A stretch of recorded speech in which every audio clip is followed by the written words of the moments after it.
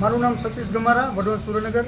આજે અમે સુરેન્દ્રનગર જિલ્લા કલેક્ટર સાહેબને એક રજૂઆત અને એક આવેદનપત્ર આપવામાં આવ્યા હતા કે આજે સુરેન્દ્રનગર જિલ્લાનું તંત્ર લાજવાની જગ્યાએ ગાજી રહ્યું છે।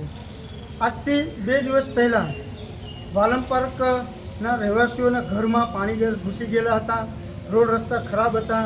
ત્યારે જનતા રોડ રસ્તા ઉપર જ્યારે આવી હોય અને ત્યારે લોકસેવક અમારા કમલેશભાઈ કોટેચાને બોલાવ્યા અને અમારા કમલેશ કોટેચા ત્યાં હાજર ગયા અને મામલો થારે પાડી અને જનતાની સાથે રહી અને રજૂઆત કરતા હતા અને ચક્કાજામ થયેલો। ત્યારે આખો દિવસ કાંઈ ન થયું અને સાંજને સમયમાં પોલીસ દ્વારા પોલીસ જ ફરિયાદી બની અને કમલેશભાઈ કોટેચા ઉપર જે ફરિયાદ કરવામાં આવી તો કોના ઇશારે ફરિયાદ દાખલ કરવામાં આવી એ આપ સૌ લોકો જાણી શકો છો। કેમ કે સુરેન્દ્રનગર જિલ્લાના ભાજપના પેટમાં પાણી રહી રહ્યું છે કે સુરેન્દ્રનગર જિલ્લામાં જનતા હવે જાગૃત થઈ રહી છે।